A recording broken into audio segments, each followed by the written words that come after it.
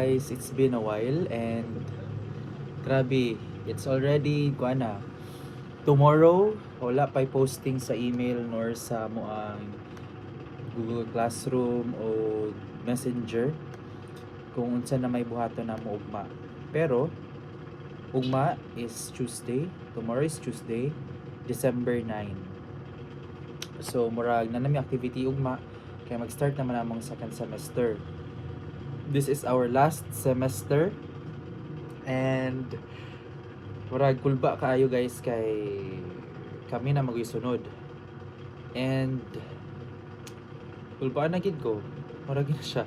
Kami na sunod nga mag-take sa board exams, PNLE, dayon murag kulba siya kay na-move mo ng exam. So before katong usual schedule, gi-move na siya sa August, February and August. So unsaon man 2026 or 2027. Ang among original plan was mag-review 2027 padayon February of 2027. Pero unsaon man nga ipa-take man daw kog exam pero dili mo na ko siya kaya bay. Nag-review ko karon sa exam and nag-review pud ko kay nami activity sa second semester na I don't know kung unsay mga coverage. So orang gi-review, magtiwas pa kog review sa procedures kay isa man na siya sa buhaton. Dayon naman day written na ay oral, dayon na apoy return demo. So tulo next week. So this week is purely lang mga orientation and discussion. Then next week kay prior daw sa duty buhat daw mi atong activity para to test gyud nga compet ka ng masulod na maging sa novice nga for classification nga pwede na mi mag-duty. Kaya amo mo duty is 12 hours na daw. Well, yes, 12 hours na. Dayon ang among schedule sa duty would be before last semester Monday, Tuesday. Karon kay Thursday, Friday, Saturday. So wala ko kabalo kung apil ba gyud ang Saturday or ang Thursday ba ang pero dito gid mi sa public hospital na ma-assign kay before sa private man mi. So on one hand, cool ba kay kabalo bitaw sa reality sa public nga daghan gid kay tao, daghan kay patient.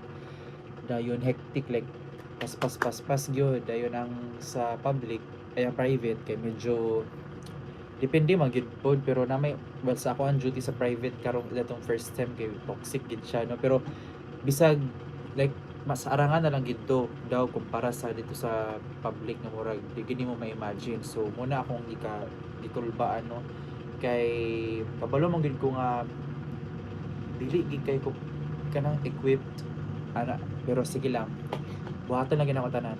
Dayon of course magpatabang kung kailangan.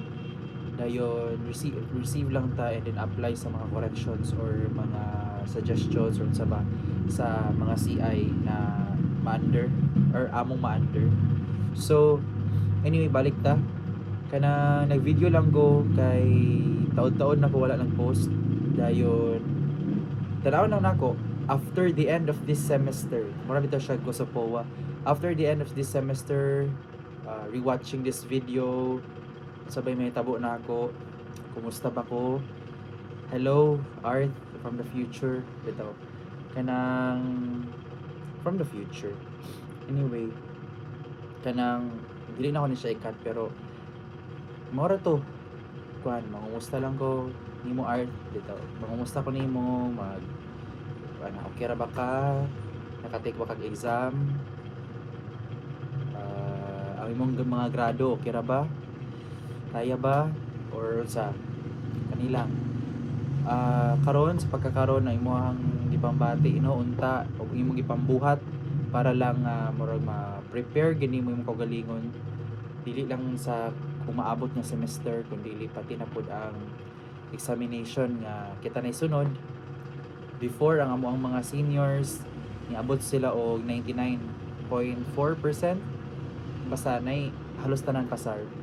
And kulba kay siya kay of course kailangan namo siya i-level or i-100%. Kay dako kay jump, like we're very proud no nga daghan kay nakapasar. Very very proud. So sa amo sabay sabay kuan pero sige lang laban lang tani kung unsay resulta. So maura to and sige, maura to guys. Maura to art and goodbye.